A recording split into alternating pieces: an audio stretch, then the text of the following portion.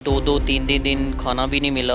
कई कई देर भूखे और प्यासे रहना पड़ता है। काफ़ी लड़के मरे भी हैं भूख की वजह से, प्यास की वजह से। पोल्यूशन क्रिएट करेंगे तो हम गोली मार देंगे। हमने वहाँ पे लोगों की अजीब हालत देखी, लाइक खोपड़ियाँ। अस्सलाम वालेकुम नाजरीन, मैं हूं आपका मेज़बान एहसन ज़फ़र और आप देख रहे हैं GNN प्लस। नाजरीन, मेरे साथ उमर असगर बैठे हुए हैं जो कि पाकिस्तान से डंकी लगा के यूनान गए थे और वहां से इनको डिपोर्ट कर दिया गया। इन्होंने रास्ते में क्या क्या देखा, इनसे बात करते हैं और इन्हीं से जानते हैं। अस्सलाम वालेकुम। वालेकुम अस्सलाम। उमर, कैसे हैं आप? अल्हम्दुलिल्लाह, आप कैसे हैं? ठीक है। अल्हम्दुलिल्लाह। अच्छा उमर, मुझे बताइएगा कि आप जब पाकिस्तान से यूनान के लिए निकले तो कैसे आपने एजेंट के साथ रब्ता किया और क्या क्या मुश्किलात देखी रास्ते में? एक्चुअली मेरा एक गुजरात का फ्रेंड था, उसके रेफ़र से एक एजेंट मिला। उसने कहा कि मेरा एक भाई बाहर गया हुआ है तो हम आपको भी भिजवा देते हैं। तो बस फिर मुझे एक अननोन नंबर से, इंटरनेशनल नंबर से कॉल आई। तो उससे बात हुई। उसने कहा कि हम आपसे 15 लाख जो है ना वो चार्ज करेंगे। 2 लाख आप अभी देंगे इसी भाई को, और बाकी जो है ना हम जैसे जैसे आप बॉर्डर क्रॉस करते जाएंगे हम आपसे लेते जाएंगे। अच्छा, जब सबसे पहले निकले तो कहाँ पे गए और कहाँ से सफ़र स्टार्ट हुआ आपका? गुजरात में हमारी ग्रुपिंग हुई थी तकरीबन कोई 30 लोगों की। वहाँ से फिर हम कराची, कराची से हम पेशावर, और पेशावर से आगे फिर हम अफ़गानिस्तान बॉर्डर जो है वो हमने क्रॉस किया था। अच्छा जी, जब बॉर्डर क्रॉस किया था तो कैसे बॉर्डर क्रॉस करवाया गया? जो बसेस के नीचे जगह बनी होती है ना उसके लिए, लगेज वगैरह के लिए, उनके अंदर जो है ना तीन एक उसमें लगेज रखने वाली जो जगह है, चार चार पाँच पाँच लोग उसमें घुस के तो चोरी जो है ना वो क्रॉस करवाया है। चार चार पाँच पाँच लोग कैसे एडजस्ट हो गए थे? बहुत मुश्किल था। वहाँ पे एक जो बंदा है उसके, लाइक ये कह लें कि बैठने की या लेटने की जगह बहुत कम है, लेकिन चार चार लोग पाँच पाँच उसमें एडजस्ट करके वो बेचते हैं। अच्छा, तो फिर आगे का सफ़र वो भी बनाए? आगे फिर ये हुआ, अफ़गानिस्तान हम पहुंच गए हैं। अफ़गानिस्तान के बाद फिर हमें एजेंट जो यहाँ की जो टीम थी वो चेंज हो गई है। आगे एक एजेंट, जो एजेंट्स हैं उनकी नई टीम मिल गई थी, और वो हमें फिर आगे जो है क्रॉस करवाते जंगलों के अंदर अंदर से और मुख्तलिफ़ इलाकों से, पहाड़ी इलाकों से। वो हमें जो है ना अफ़गानिस्तान से आगे ले जाते हैं। वो अफ़गानी थे? अफ़गानी थे, कुछ अफ़गानी थे, और कुछ जो थे ना वो ये जो ब्लैक होते हैं, क्या इनको कहते हैं, मतलब जो नाइजेरियन टाइप जो। Nigerian type, right. ठीक है। अच्छा, मुझे बताएं कि फिर आगे सफ़र करते रहे मज़ीद जी। तो किन किन मुश्किलात का सामना करना पड़ा और क्या क्या रास्ते में देखा? भाई भूख भी बर्दाश्त की है, दो दो तीन तीन दिन खाना भी नहीं मिला। उसके अलावा कई कई घंटे पैदल चलना पड़ता है, और बहुत मुश्किल सफ़र है। मुझे बताएं कि कितना चलना पड़ता था आपको? भाई कई कई किलोमीटर जो है पैदल चलना पड़ता था। सोने नहीं देते थे, बैठने नहीं देते थे, और पानी तो बहुत मुश्किल से मिलता था। कई कई देर भूखे और प्यासे रहना पड़ता है, और जब आपको कंटेनर्स के अंदर, उनके अंदर बंद करते हैं तो सांस लेना बहुत मुश्किल हो जाता है। किसी की हालत भी ख़राब होगी रास्ते में? काफ़ी लड़के मरे भी हैं भूख की वजह से, प्यास की वजह से। उन्हें वैसे ही वहाँ पे ही छोड़ दिया गया? वहीं पे छोड़ देते हैं।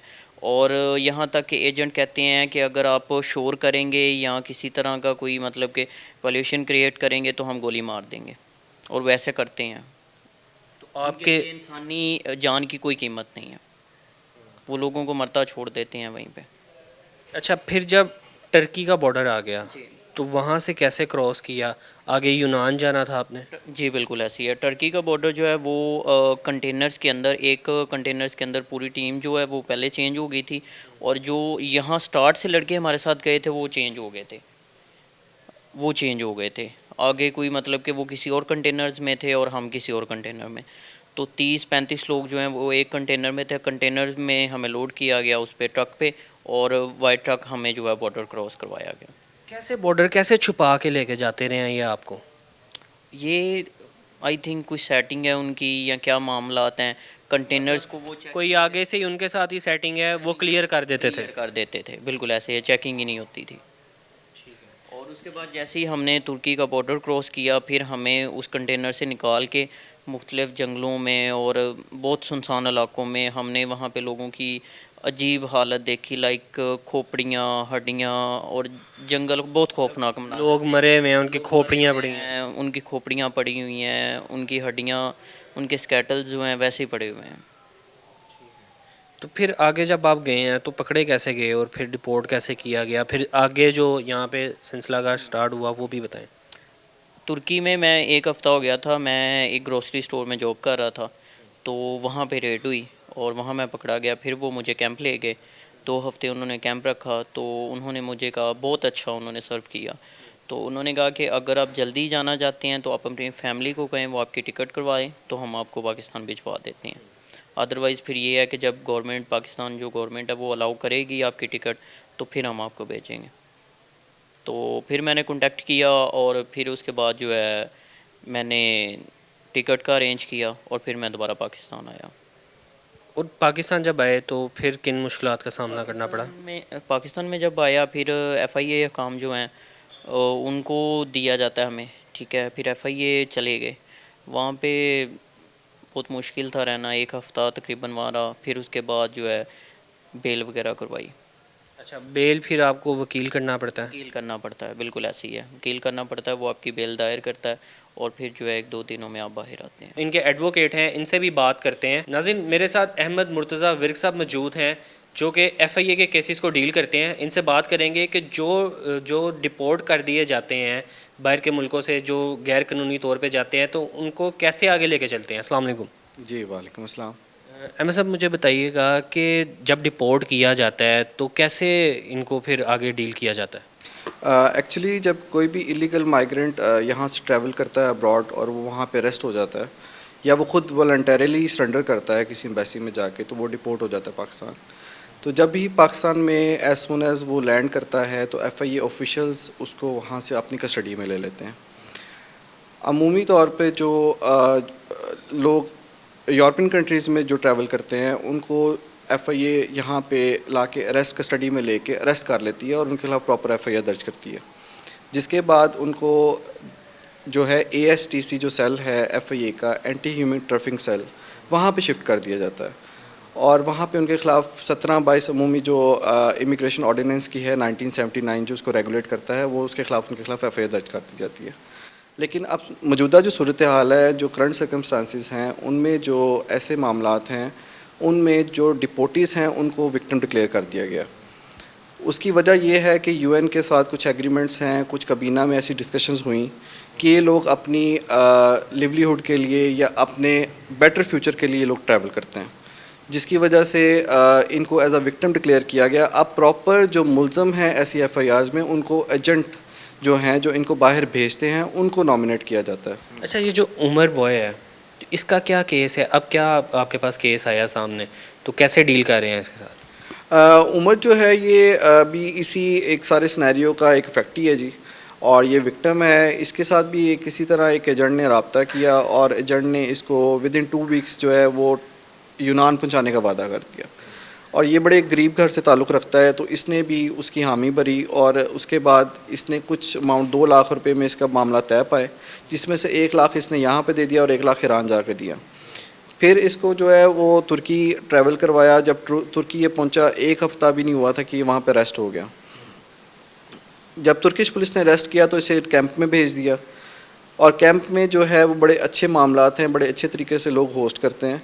वहाँ पे तुर्किश पुलिस और जो बाकी इदारे हैं वो उनको बड़ा अच्छा फ़ंड भी करते हैं, क्योंकि यूएन के साथ जितने भी एग्रीमेंट साइन हुए हैं उनमें वो अफेक्टी के तौर पे ही हैं और विक्टिम्स हैं।